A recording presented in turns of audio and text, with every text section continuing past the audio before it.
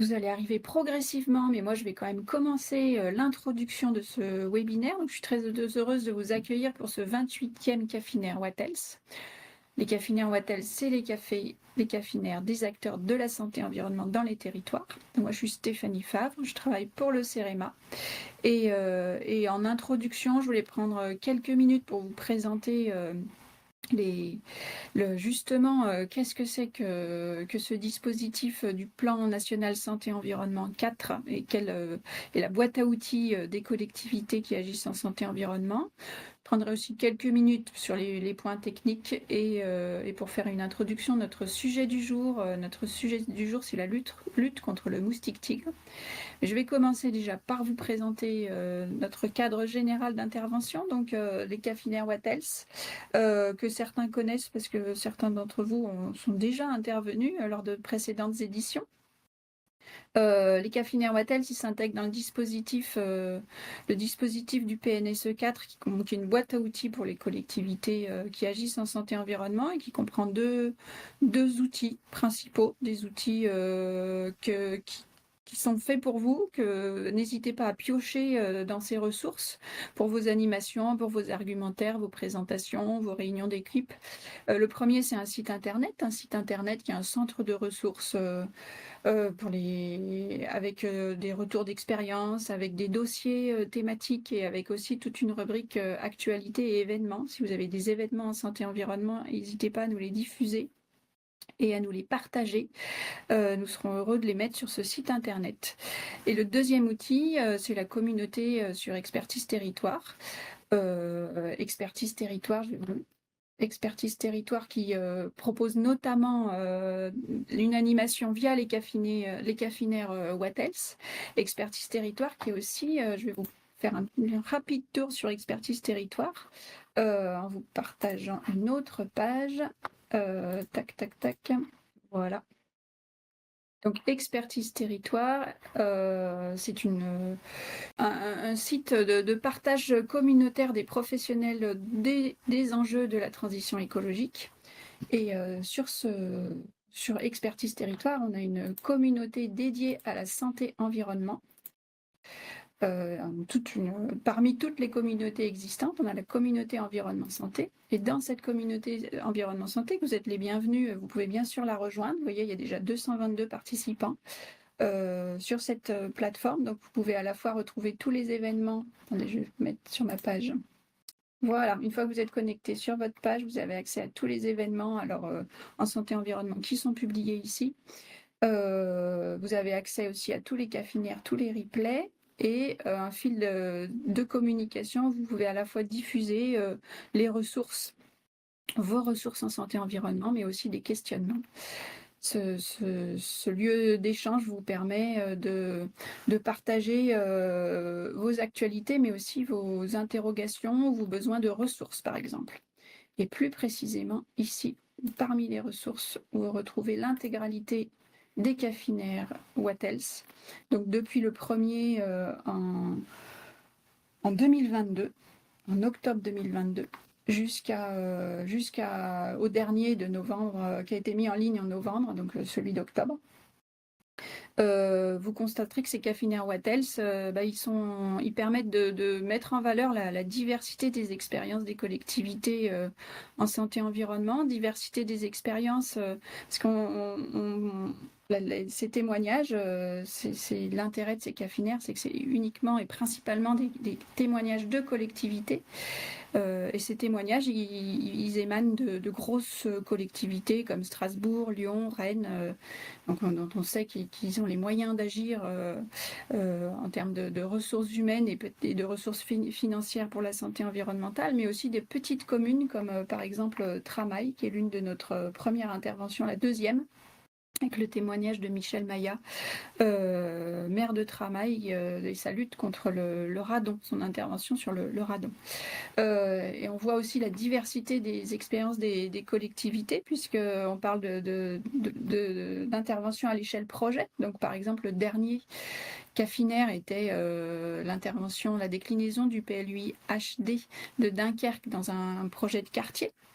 mais aussi à l'échelle de planification, à des échelles beaucoup plus larges de territoire, comme par exemple le PLUI de Dunkerque, mais aussi on avait l'intervention, vous pouvez retrouver l'intervention du parc naturel régional des Pyrénées ariégeoises, voilà, je le retrouve, qui est un territoire générateur de bonne santé et qui était aussi venu présenter son projet de territoire.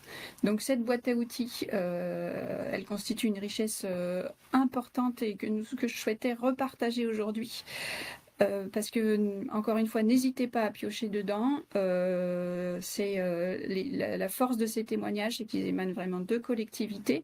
Donc, ils ont un aspect authentique que vous pouvez vraiment réutiliser déjà en termes de connaissances de tout ce qui se fait aujourd'hui, mais aussi pour aller convaincre d'autres acteurs qu'il est possible d'agir et de leur montrer comment ces actions se mettent en place. Je vais terminer ma petite présentation sur la suite qui nous attend en termes de programmation pour les jours à venir. Donc les Cafinaires Wattels, un vendredi par mois de 9h à 10h, les témoignages de collectivité. Et les prochaines dates, donc 29 novembre, pardon, c'est la ville d'Assigné, côté de Rennes, qui viendra témoigner sur ces 20 ans d'action en faveur des mobilités actives et inclusives. Le 6 décembre, on reparlera des cours d'école grâce à la commune d'Anglette qui viendra témoigner de la végétalisation et du projet de réaménagement des cours d'école au service de l'activité physique. Et la programmation de 2025 a déjà commencé, le 17 janvier, on aura une intervention sur One Health et une animation par le cabinet Sinon Virgule sur One Health, comment commencer, par où commencer, quels sont les réflexes à avoir quand on s'intéresse au sujet One Health, les toutes premières actions à mettre en place. Le 21 mars aussi, là on ira directement à l'échelle du SCOT de l'agglomération Tourangelle. Et là, on parlera sensibilisation des élus aussi. Comment on sensibilise, quels sont les arguments les plus percutants et quels sont les outils surtout de sensibilisation des élus pour un projet de territoire au service de la santé. Et je viens d'apprendre aussi, parce que c'est validé, que le 7 février, on aura aussi une intervention qui est programmée, sur la ville de Cagnes-sur-Mer, qui viendra nous présenter son projet de réaménagement de cours d'eau au service de la santé, mais surtout de la protection contre les risques, donc des co-bénéfices santé, préservation des risques, avec le réaménagement d'un cours d'eau qui passe en centre-ville. Donc oui, il y aura bien un replay. Tous ces webinaires sont enregistrés, ils sont tous en replay. Ça fait partie des sujets techniques que je voulais justement vous dire. Donc on est enregistré, l'enregistrement a déjà commencé. Vous nous retrouverez n'hésitez pas à me contacter directement par mail si vous avez plein de questions. Je vous remettrai mon mail dans le chat. N'hésitez pas à utiliser le chat, il est là pour ça. Donc là, nous sommes ensemble jusqu'à environ 10 heures. Alors, s'il y a des questions, on restera un petit peu plus longtemps. On est là aujourd'hui pour parler du moustique tigre. Alors, le moustique tigre, c'est un sujet important et mobilisateur. Je vois qu'on est nombreux aujourd'hui. 45% des Français vivent dans une commune qui est infestée. Donc s'ils y vivent, ça veut dire que encore plus de Français sont exposés à ce risque-là, puisque à partir du moment où on est tous mobiles, où on part tous en vacances, on va tous rendre visite à nos familles, on travaille sur des communes qui ne sont pas forcément celles où on habite. Donc une grande partie de la population française est exposée au risque moustique tigre.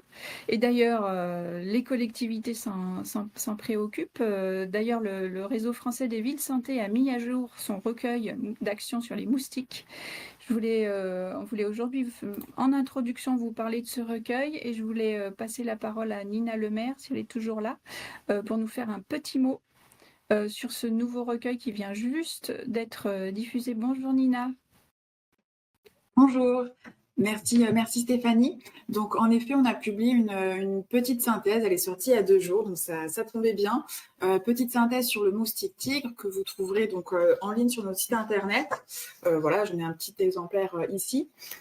Et donc, ce document, en quelques pages, il vise vraiment à donner les éléments clés de compréhension sur le moustique, son habitat, sa description, son cycle de vie, et ensuite des exemples d'actions de collectivité. Donc, chaque action n'est pas présentée en détail, c'est vraiment juste l'idée de donner le panel des actions possibles pour les collectivités, villes et interco, on est vraiment à l'échelle locale.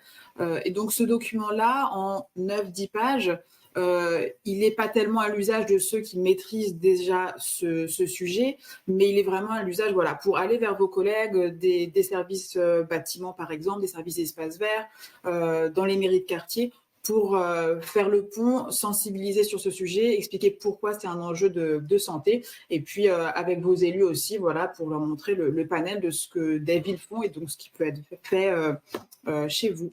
Donc je vais mettre le lien vers le PDF dans la conversation. Voilà. Il y est déjà, c'est tout bon, Nina. On l'a mis. Oh, bah voilà, parfait. Vous l'avez 2 fois, vous ne pouvez pas vous tromper. Voilà. Merci Stéphanie. Merci beaucoup, Nina. Voilà, donc vous avez déjà une partie des ressources et on va aller un peu plus loin aujourd'hui avec l'expérience donc de la ville de La Rochelle avec Mathieu Plancheneau qui va venir nous présenter en détail toutes les actions de La Rochelle dans la lutte contre le moustique tigre. L'intérêt de cette présentation, de cette intervention, c'est vrai que La Rochelle a une vision qui a un caractère une vision assez exhaustive. Une vision transversale et il y a une partie des actions qui sont parfaitement duplicables ou en tout cas qui adaptables à un grand nombre de collectivités. Donc c'est d'où l'intérêt aussi de cette présentation. Et voilà, en introduction, je voulais dire aussi que j'ai eu beaucoup de plaisir à organiser et à préparer ce webinaire avec Mathieu Plancheneau, qui est un intervenant passionné par son sujet et passionnant. Et voilà, je vous laisse pendant les 20-30 minutes qui suivent, je laisse la parole à Mathieu. Et puis après, n'hésitez pas à poser vos questions dans le chat, on pourra les partager en direct avec lui. Bonjour à tous, je vais partager mon écran. Hop. Je me présente en 2 mots, donc Mathieu Plancheneau, je suis le responsable du service communal d'hygiène et de santé de la direction santé publique de la ville de La Rochelle. Je fais donc partie de la ville de La Rochelle, mais on a une petite singularité, c'est que vous voyez sur la partie droite de l'organigramme, là, le service en clair, donc, qui est piloté par Marie Chauvet, la directrice de la santé publique de la ville, intègre une DGA transition et développement du territoire, qui n'intègre que des services communautaires. Et donc cette transition de notre service ville vers une DGA ressources de l'agglo, elle s'est faite après le Covid ou pendant, avec une prise de conscience des enjeux de santé et de la nécessité d'intégrer ces enjeux de santé dans les projets structurants du territoire et donc de rapprocher la direction de la santé publique des services en charge notamment des mobilités, en charge de l'aménagement du territoire, etc. La direction de la santé publique de la ville de La Rochelle, elle est membre du réseau du Français des villes santé depuis 20 ans l'année prochaine. Et donc, elle a, en plus de ses missions de service communal d'hygiène et de santé, développé de longue date des actions en matière de promotion de la santé, des actions volontaristes en matière de santé, notamment de sensibilisation et de formation. Ça s'est étendu à l'échelle de l'agglo au moment de la signature de la version 2 du contrat local de santé, puisque ce contrat local de santé a été signé en juin 2023 à l'échelle des 28 communes membres de l'agglo. Et l'agglo est devenue depuis octobre dernier également membre du réseau français des villes santé. Notre direction, elle est rattachée à 3 délégations, 3 élus.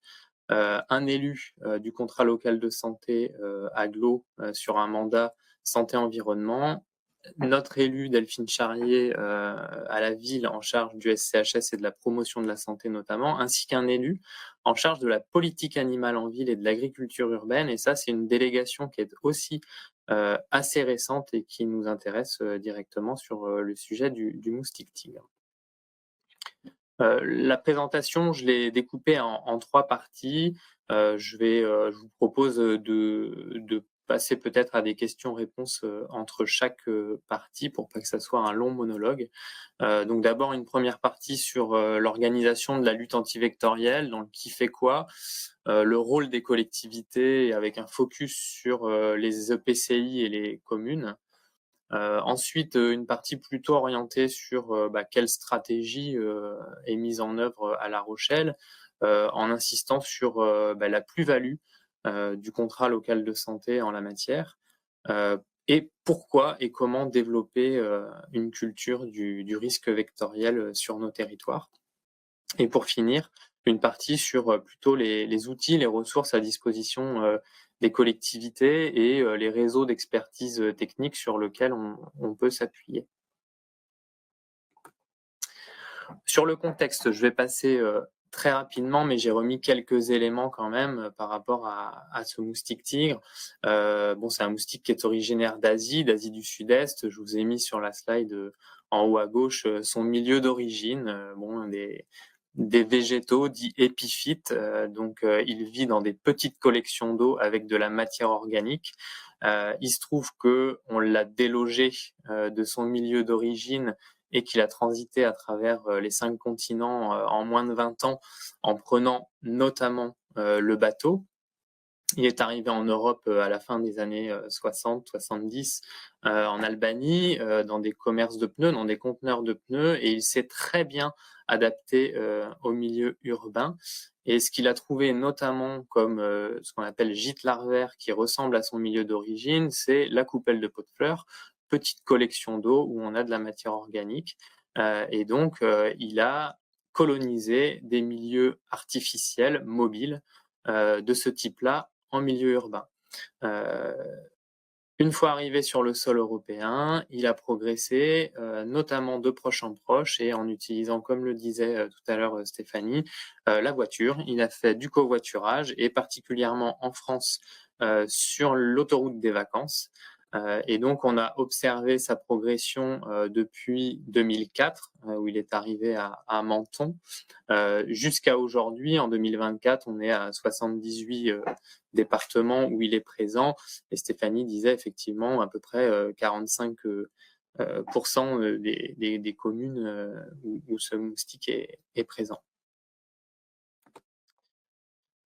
Il y a d'ailleurs eu un spectacle, un show scientifique de Frédéric Ferrer qui a été réalisé. Je le cite ici, vous pourrez aller voir sur Internet, mais qui porte sur ce terme-là de déterritorialisation du vecteur.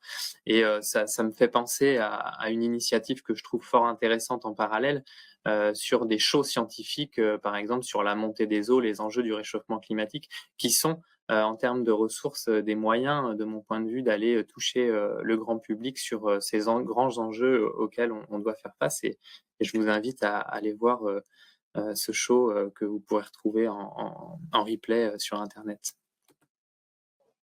Quelques caractéristiques un petit peu physiques, morphologiques et de comportement de cette espèce-là. Il est souvent représenté auprès d'une pièce de 1 centime d'euro parce que quand on pense moustique tigre, des fois on pense gros moustique. En fait, c'est totalement l'inverse. C'est le plus petit moustique d'Europe. Il fait moins de 5 mm. Donc par rapport à une pièce de 1 centime d'euro, en gros, la taille, vous voyez, c'est la petite planète qu'il y a sur la pièce, quoi. Et les moustiques locaux de chez nous, qui sont parfois aussi rayés, ce qui peut entraîner des confusions, eux, ils sont beaucoup plus gros. Ils font la taille de la pièce de 1 centime, voire encore plus gros. Et donc, ce moustique tigre, il est vraiment tout petit. Il est actif le jour, il est très discret. Il pique de préférence à l'extérieur. On dit qu'il est très agressif envers l'homme. Ça signifie qu'il a une préférence trophique pour l'homme. Il préfère piquer l'homme. S'il a le choix entre un homme, un oiseau, un chat, un chien, il va aller préférentiellement sur l'homme. Donc c'est pour ça qu'on dit qu'il est davantage agressif. Puis il est davantage en contact avec nous aussi parce qu'il est actif le jour. Un petit rappel du cycle de développement, mais de manière très rapide. Le moustique tigre, lui, donc, il va pondre ses œufs, il va les disséminer dans différents petits gîtes mobiles et artificiels autour de nos maisons. C'est pour ça qu'on dit que c'est un moustique domestique, en quelque sorte, on l'élève. Et une des particularités de la femelle moustique tigre, c'est qu'elle va pas pondre tous ses œufs au même endroit, elle va les disséminer dans différents petits réceptacles. Une fois qu'il y a de l'eau, que ces œufs sont remis en eau, le cycle de développement aquatique peut démarrer et après l'émergence, accouplement, la femelle moustique peut faire effectivement son cycle de développement adulte et c'est là que des enjeux sanitaires entrent en jeu puisque à la faveur d'un repas de sang, sur une personne contaminée, elle peut se contaminer et devenir du coup un transmetteur d'agents pathogènes. Quelques éléments de synthèse. Le moustique tigre, il est actif le jour, il pond dans des petits réceptacles artificiels mobiles et paradoxalement, même si c'est une des espèces les plus invasives du monde, elle est dans le top 10 des espèces les plus invasives, elle ne se déplace par vol actif que dans un rayon de 150 mètres. Donc, quand on a une nuisance qui s'exprime liée au moustique tigre, ça signifie que les moustiques se sont développés dans un rayon de 150 mètres, qui est un rayon large en zone agglomérée pavillonnaire, hein, par exemple. Ça fait déjà un certain nombre d'endroits où il a pu pondre et se reproduire. Ce que disent les experts, c'est que 80% des gîtes des moustiques tigres se situent sur l'espace privé. Alors ça signifie qu'il en reste quand même 20% sur l'espace public, mais globalement, le moustique tigre, il va se reproduire autour de nos maisons individuelles ou de l'habitat collectif. Et par ailleurs, il va aller également à 80% dans des tout petits réceptacles d'eau et à 20% dans des choses qui sont un peu plus grandes. Vous avez des photos ici de coupelles de pots de fleurs, de terrasses sur plot, de réservoirs d'eau pluviale par exemple, ou simplement de bâches qui permettent de stocker du bois par exemple. C'est typiquement le genre d'endroit où il va pouvoir aller pondre et se reproduire. Vous avez ici des photos qui sont prises effectivement sur l'espace privé et sur l'espace public. À La Rochelle, on a notamment commencé à travailler avec les jardins familiaux et on a pu constater effectivement des rangées de bidons de 200 litres, comme vous voyez en bas, pour la collecte des eaux pluviales. C'est une des premières actions qu'on a engagées pour faire en sorte que ces pièces d'eau ne demeurent plus accessibles aux moustiques et donc de les couvrir autant que possible, de les rendre hermétiques autant que possible. Et ensuite, on a travaillé notamment avec les cimetières. Vous voyez aussi une photo de cimetière. On a notamment un grand cimetière à La Rochelle qui fait 14 hectares en plein centre-ville. Vous imaginez bien qu'il y a un nombre de réceptacles d'eau très significatif dedans. Et donc, pour nous, ça a été des sites prioritaires sur lesquels on a travaillé avec les collègues pour agir de manière préventive. Une petite distinction en termes de définition entre ce qu'on appelle la démoustication dite de confort, qui va se concentrer sur les pullulations de moustiques qui, par leur abondance, leur agressivité, la piqûre, créent une gêne à la population qui est différent de ce qu'on appelle la lutte antivectorielle, qui elle a pour objet de lutter contre les maladies humaines et vétérinaires transmises par les moustiques, chikungunya, dengue, Zika, virus du Nil, Uzutu, et c'est aujourd'hui de ça dont il s'agit en matière d'enjeux de lutte antivectorielle. Également, en termes de définition, quelque chose d'important, puisque dans la répartition des acteurs et des missions qui leur sont confiées et du rôle qu'ont les collectivités à jouer là-dedans, il convient de distinguer ce qu'on appelle la surveillance entomologique. Et donc ça, c'est la surveillance des populations de moustiques par des actions de prospection. Vous voyez une photo là où, par exemple, on tient une coupelle de pots de fleurs, eh bien, on va aller chercher les endroits effectivement où le moustique se reproduit par des actions qui peuvent être du piégeage, où on va essayer de effectivement collecter des moustiques adultes pour pouvoir les identifier.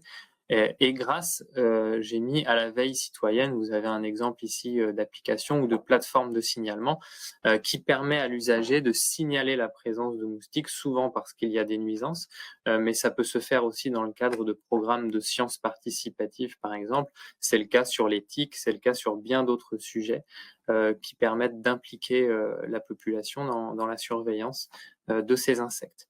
Par ailleurs, vous avez la surveillance épidémiologique qui, là, pour le coup, s'intéresse à la surveillance des maladies, des cas humains de chikungunya, de dengue et de Zika notamment. Je passe sur le cycle, je ne rentre pas dans le détail, à moins qu'il y ait des questions là-dessus. Simplement, un rappel en termes d'enjeux et à mettre en perspective avec le contexte épidémiologique mondial. En 2024, il y a eu 12,4 millions de cas de dengue à travers le monde, avec notamment une épidémie très forte en Amérique du Sud, ce qui fait que le nombre de cas de dengue signalés dans le monde a été multiplié par 25 entre 2000 et 2024. Et on est passé de 500 000 à 12 millions 4. Une année comme cette année où la France a accueilli les Jeux Olympiques, où on a des concentrations humaines très importantes, où on a des transports de population très significatifs, avec la présence du moustique sur un territoire qui est de plus en plus étendu d'année en année, le risque de contact entre ce moustique et des personnes qui reviennent de zones d'endémie ou malades fait qu'aujourd'hui, le risque de développement de cas autochtones est plus important et on voit progresser chaque année le nombre de cas autochtones. Il n'y en a pas encore eu en Nouvelle-Aquitaine, mais il y en a régulièrement dans la région PACA.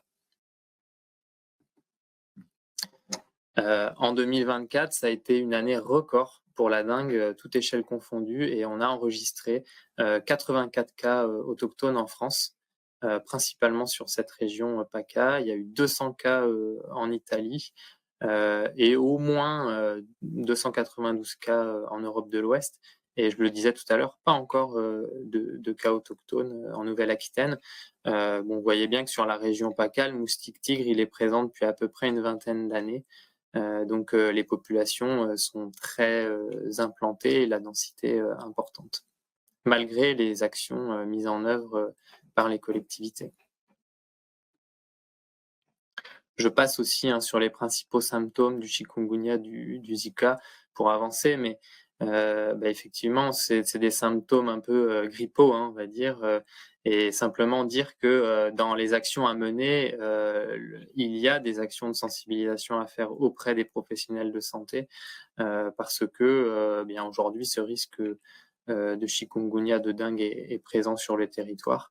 Et donc, dans le diagnostic qui est posé, quand quelqu'un a une grippe au mois d'août, on doit penser aujourd'hui à ces maladies qu'on pensait être des maladies tropicales.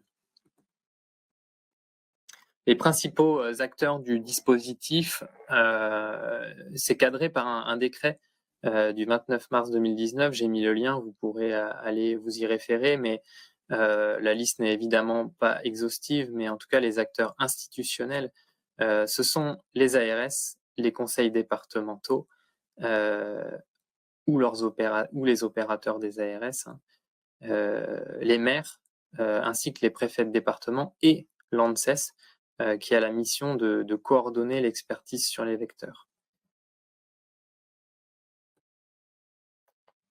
L'ARS, son rôle, c'est de surveiller la partie épidémiologique, c'est d'organiser les actions de sensibilisation, notamment à travers des outils de communication. C'est de réceptionner et de gérer les signalements de maladies qu'on a dit à déclaration obligatoire. Et c'est en lien avec leurs opérateurs qui sont alors parfois les conseils départementaux, parfois des opérateurs privés dans le cadre de marchés publics, de décider de la réalisation d'interventions de lutte antivectorielle pour éviter la propagation de maladies localement. Et ils assurent la préparation de la réponse aux épidémies en lien avec le préfet, c'était dans la slide précédente. si des fois, effectivement, on avait des cas groupés autochtones et que le préfet se verrait contraint d'engager le plan Orsec. On est vraiment dans une stratégie de gestion de crise à ce niveau-là. Ici, j'ai cité le conseil départemental de la Charente-Maritime, puisque c'est l'opérateur de l'Agence régionale de santé pour la lutte antivectorielle dans notre département, ainsi que dans la Charente. Et dans ce cadre-là, son rôle, c'est d'assurer la surveillance entomologique du moustique tigre, en gros son déploiement sur le territoire du département, et le cas échéant, en cas de risque de transmission de maladie, de réaliser des actions de lutte antivectorielle qui peuvent être des traitements, mais qui passent aussi par des actions de lutte physique, mécanique, de destruction des gîtes larvaires. Et ça, cette partie-là, elle se fait bien en amont et en parallèle des traitements avec le concours des collectivités. En Charente-Maritime, on a la chance d'avoir un opérateur historique, puisque le département est doté d'un service de démoustication depuis la fin des années 60. Et donc, on a une très forte expertise des techniciens qui connaissent très très bien les moustiques, puisque là, on parle du moustique tigre, mais à travers le monde, c'est 3500 espèces. Il y en a à peu près 400 qui sont potentiellement vectrices de maladies là-dedans et qui nous intéressent sur le plan de la santé humaine. En France, il y a 75 espèces, 35 sur le littoral atlantique, et ces techniciens, ils connaissent très très bien ces espèces, leur mode de vie et surtout les moyens préventifs de maîtriser les populations. Et donc, c'est un partenaire précieux pour nous dans la lutte antivectorielle. J'en arrive aux missions du maire et président de PCI, qui est un peu le cœur de cette présentation. Donc c'est, je le rappelle, cadré par un décret qui introduit dans le Code de la santé publique, dans une section sur les mesures d'hygiène de salubrité contre les insectes vecteurs, le fait que le maire, dans le cadre de ses compétences en matière d'hygiène et de salubrité, agit aux fins de prévenir l'implantation et le développement d'insectes vecteurs sur le territoire de sa commune. Pour certains territoires où on vit avec les moustiques, c'est le cas en Charente-Maritime, parce qu'on a 100 000 hectares de zones humides, des enjeux touristiques, etc. Depuis longue date, on travaille sur la question des moustiques. Il y a une certaine culture du risque de piqûre lié aux moustiques, peut-être un peu moins de la transmission de maladies. C'est différent de certains territoires qui n'ont pas connu jusqu'à présent de gènes, de nuisances liées aux moustiques et qui découvrent complètement le sujet. Ce qui est attendu de la part des autorités sanitaires pour l'action des mairies PCI, c'est notamment la mise en place d'une stratégie de lutte sur l'espace public. J'ai cité tout à l'heure les actions sur les cimetières, parcs et jardins, jardins familiaux, mais c'est aussi des actions de sensibilisation de la population aux gestes de prévention. On a dit tout à l'heure que 80% des endroits où ils se développent, c'est sur l'espace privé. Donc à la fois, la population ne manquera pas de contacter le maire s'il y a des nuisances et si il y a des piqûres qui font que les gens ne profitent plus de leur jardin comme ils le voudraient. Et d'un autre côté, il va falloir leur expliquer que c'est nous-mêmes qui élevons ce moustique autour de la maison. Donc il y a fort enjeu à anticiper ces questions-là, à acculturer les élus, les techniciens pour pouvoir apporter les réponses qui conviennent à la population. Assez récemment, il y a un reportage sur France 2 qui a été diffusé où un des maires de Gironde disait le moustique, c'est devenu la première source de claques du maire. C'est dire tant, enfin la demande sociale peut être forte par rapport à ce sujet-là. Et en dernier lieu, il y a la prise en compte de cet enjeu dans les projets et documents d'urbanisme, et c'est notamment lié à la conception de certains projets et ou aménagements. Tout à l'heure, je vous montrais une photo de terrasse sur plot, par exemple. On sait que dans certaines conditions, si la terrasse sur plot stocke de l'eau pendant plus de 5 jours, ça peut être favorable au développement de ce moustique, et donc on peut créer des gîtes où il peut se développer en ville, et les aménageurs doivent en tenir compte dans leurs aménagements. On a un certain nombre de documents mis à disposition par les ARS, mais aussi développés par plein de collectivités. Et là, je vous ai mis l'exemple du document qui a été mis à disposition par le département de la Charente-Maritime, qui nous permet de le relayer et d'activer du coup une veille citoyenne. Je m'arrête là sur cette première partie. Peut-être y a-t-il des questions, des réactions par rapport à ce que je viens de dire? Donc, j'en viens au contrat local de santé. J'en ai parlé un tout petit peu en intro et puis juste avant. Donc, il a été signé dans sa version 2 2023-2028 à l'échelle communautaire. Donc, il intègre non seulement les 28 communes du territoire, c'est-à-dire que tous les maires ont signé ce contrat local de santé, mais aujourd'hui, on est à 50 signataires. Et sur la période, il n'est pas exclu que ce nombre grossisse. On a vu notamment que le parc naturel régional du Médoc avait intégré l'ordre des vétérinaires et on pense que c'est une excellente idée pour aller vers une stratégie aussi une seule santé, One Health. Et donc, c'est dans les signataires, on a l'Université de La Rochelle, on a le centre hospitalier, on a les médecins libéraux, enfin, on a un certain nombre de partenaires, on a des associations de protection de la nature, on a également des associations de riverains qui se sont constituées sur des préoccupations de santé environnementale. Ça permet vraiment d'enrichir nos actions. Et on a eu un diagnostic santé-environnement qui a été réalisé dans ce cadre-là, qui a débouché sur un axe santé-environnement avec un groupe de travail spécifique sur le moustique tigre. Chacun des axes du contrat local de santé est copiloté par un agent de la ville ou de l'agglo, ainsi qu'un autre signataire qui est plutôt issu du monde associatif, par exemple, ou d'un autre partenaire institutionnel, type hôpital, université. Le moustique, c'est, je dirais, un sujet fédérateur par nature. C'est entre guillemets le sujet qui s'impose parce que il peut y avoir effectivement une demande sociale assez forte. Et donc nous, on a fait le choix de mettre l'accent sur ce groupe de travail pour fédérer un peu les élus référents en santé du contrat local de santé, les techniciens, et pour avancer ensemble sur des actions concrètes sur ce sujet bien précis, et ensuite peut-être travailler sur d'autres sujets de santé-environnement, mais de d'abord travailler sur ce sujet qui nous réunit de fait. Et donc je le disais, il y a eu des formations, notamment à destination des élus et techniciens. Il y a eu 3 formations d'organiser cette année et c'est le conseil départemental de Charente-Maritime qui les a animées.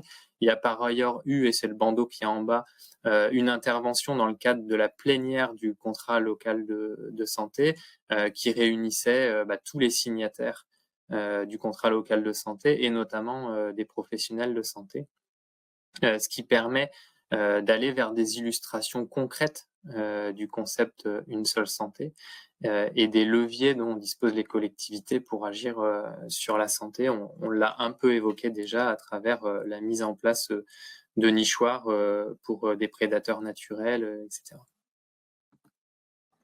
Ici, j'ai mis un schéma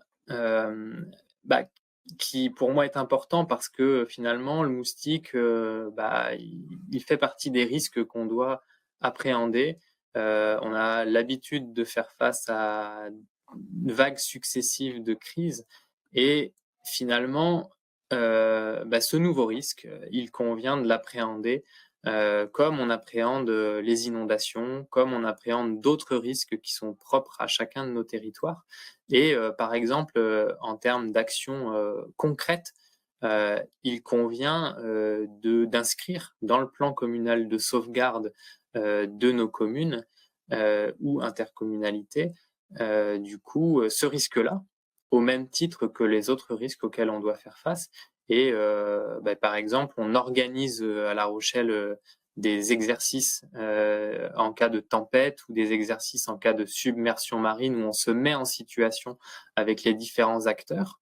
On pourrait imaginer faire tout à fait la même chose sur le sujet du moustique tigre et de cas de transmission autochtone, ce qui permettrait effectivement d'éprouver et de s'acculturer sur la mise en œuvre des dispositifs, notamment si on active le plan Orsec au niveau de la préfecture, et qui permet de communiquer auprès du grand public sur le fait d'avoir des personnes qui la nuit vont se promener en combinaison blanche et diffuser des pesticides dans un contexte de préoccupation environnementale, par exemple, ou sur les territoires de La Rochelle, on a des enjeux forts liés à l'usage des pesticides dans l'agriculture, avec des problématiques de cancer pédiatrique, etc. Donc, on doit à la fois jongler sur ce nouveau risque à appréhender, les nécessités sur des décisions des autorités sanitaires, parfois de réaliser des traitements de lutte antivectorielle pour éviter la propagation de maladies,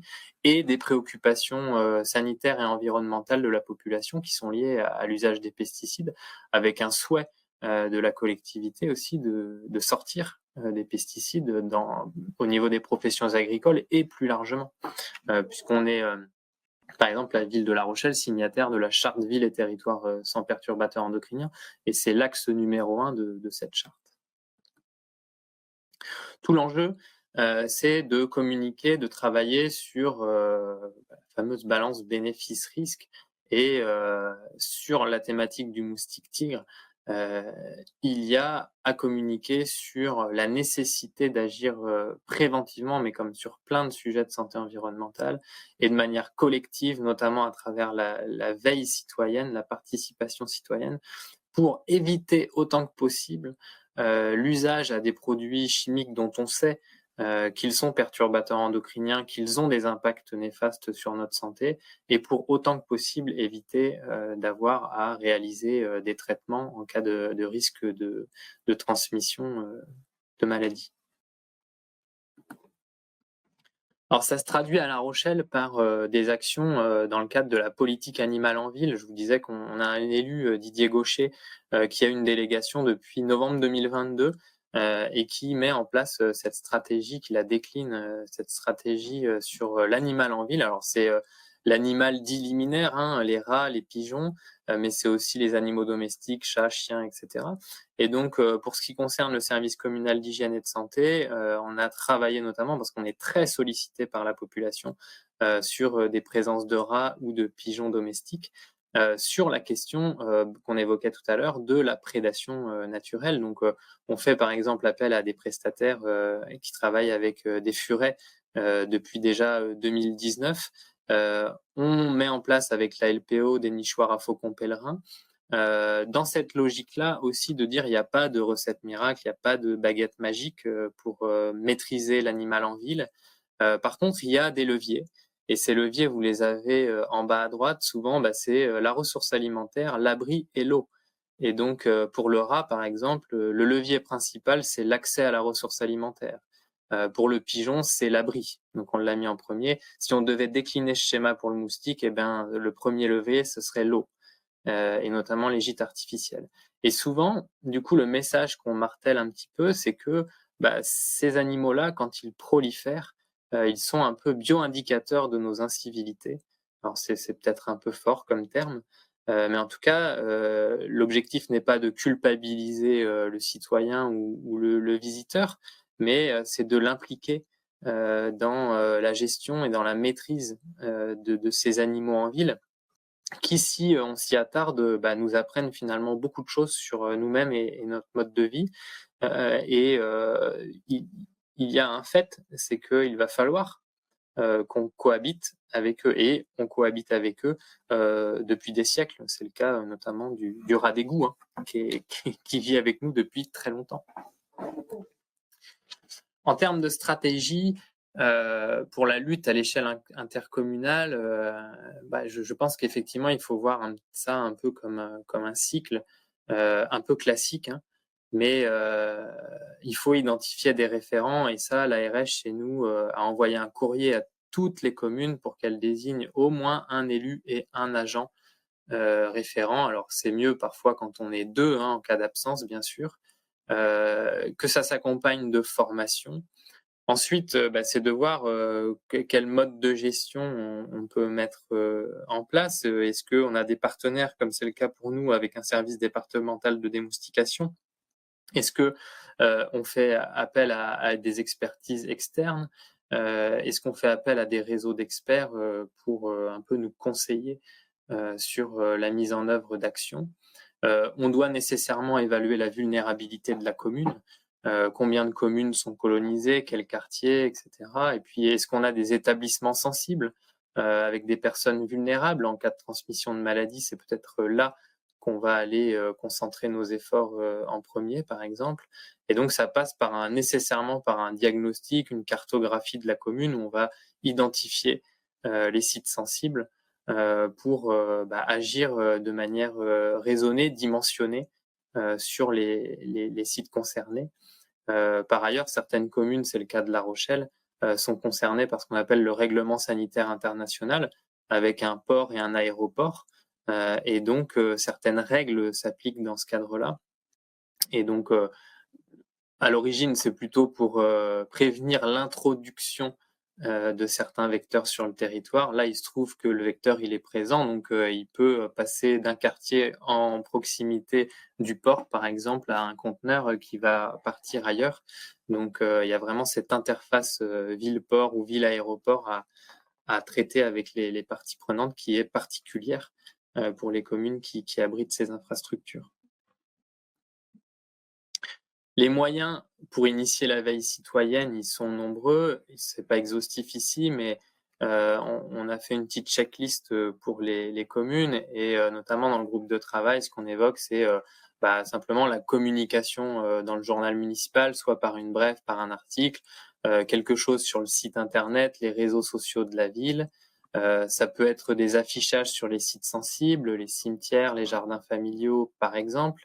Ça peut être des stands, et ça, nous, on l'a fait beaucoup cette année à La Rochelle, lors de manifestations publiques. Alors, on s'adosse sur des événements nationaux, type les rendez-vous au jardin, la fête de la science, le printemps des cimetières, mais ça a été aussi le village franco-océan dans le cadre des francopholies, ce qui nous permet de capter un maximum de monde et de leur proposer une sensibilisation par rapport aux moustiques tigres et aux risques qu'il peut représenter. Certaines communes ont organisé des réunions publiques. Elles disent qu'elles ont du mal à mobiliser, il n'y a pas grand monde, elles étaient un petit peu déçues. À titre personnel, là, je vais participer à des soirées ciné-débat organisées par exemple par l'espace Mendes France. Je pense que ce sont des formats qui peut-être permettent d'avoir davantage de monde à voir. C'est dans les écoles et les médiathèques de l'ex-région Poitou-Charentes. L'ARS localement a organisé une série de conférences qui s'appelle La santé en question, pour lequel on a fait une intervention conjointe avec le département. Il y avait peu de personnes présentes dans la salle. En revanche, c'est disponible sur la chaîne YouTube de l'ARS et du coup, il y a davantage de personnes qui le voient en replay et ça permet de toucher pas mal de monde.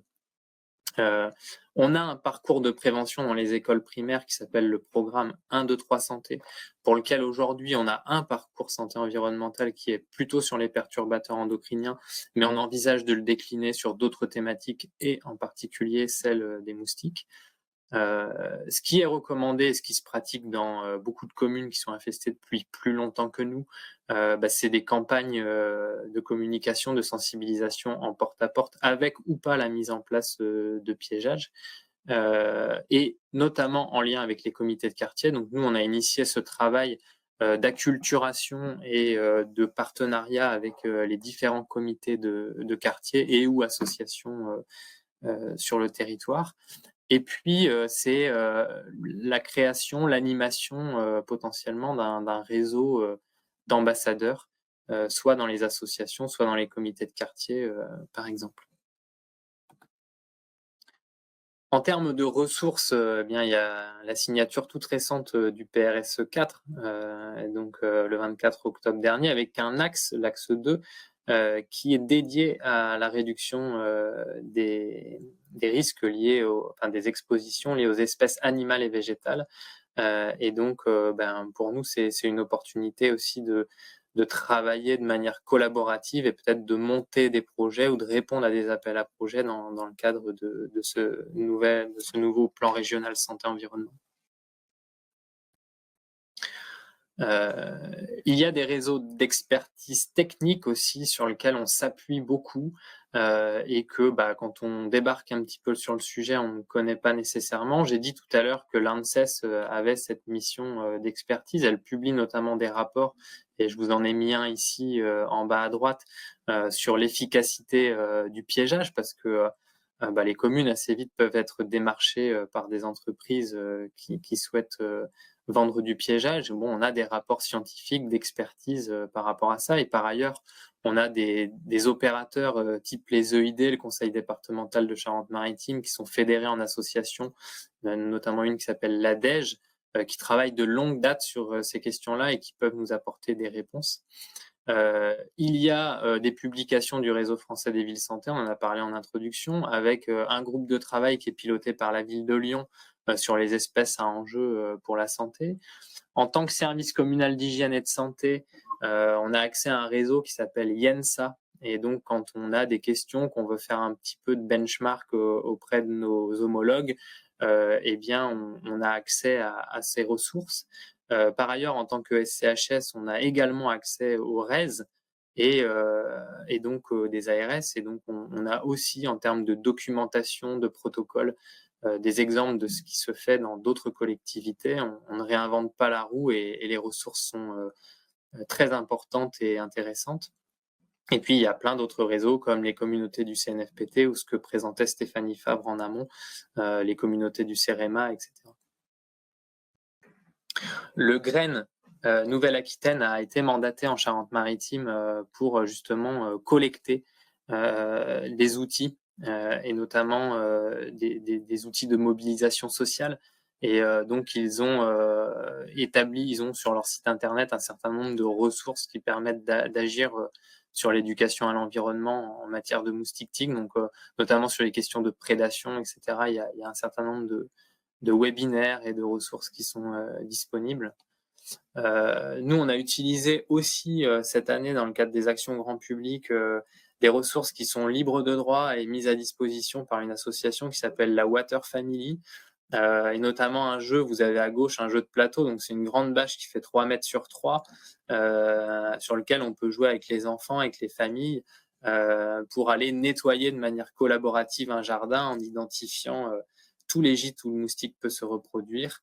Et donc ça, c'est un jeu qu'on a expérimenté, qui marche bien avec les enfants, avec les familles, et on a décidé de former aussi nos moniteurs, nos encadrants dans les centres de loisirs pour qu'ils puissent du coup s'emparer de ce jeu et mettre en place des animations avec les enfants, en particulier les animateurs nature.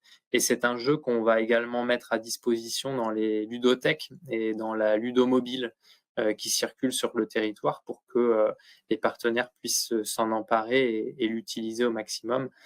Sur la droite, vous voyez du coup un stand très simple où en fait on utilise une exposition qui est mise à disposition par l'ARS avec un certain nombre de kakémonos, notamment un sur les idées reçues liées aux moustiques. Le conseil départemental nous donne des cages à émergence, c'est ce que vous avez sur la table, où on a des larves, des moustiques adultes. En général, on a également des loupes binoculaires, des microscopes pour pouvoir observer les œufs, etc. Et puis, vous voyez tout à droite aussi une maquette qui est la maison du moustique. Alors, c'est un peu une déclinaison de cette grande bâche-là, où les enfants peuvent aller identifier sur cette maison en Playmobil tous les endroits où les moustiques tigres peuvent aller pondre, et ça permet d'engager la discussion avec les enfants et leurs parents. Et ça, c'est autant d'outils pédagogiques qui ont fait leurs preuves et qui sont plutôt intéressants à utiliser pour sensibiliser. Enfin, il y a du coup une plateforme qui a été mise en place à l'échelle de la région Nouvelle-Aquitaine. Elle est accessible depuis mi-octobre, c'est tout récent. Et donc c'est le GREN, dans le cadre des missions qui lui ont été confiées par l'ARS, qui l'a mis en place. Et donc les collectivités, en fait, elles peuvent aller s'y référer, notamment pour retrouver tous les kits de communication, les éléments méthodologiques pour aller faire du porte-à-porte, des webinaires, vraiment toutes les ressources qui se rapportent au sujet du moustique tigre. Et donc c'est une plateforme qui est très intéressante pour les collectivités et les EPCI.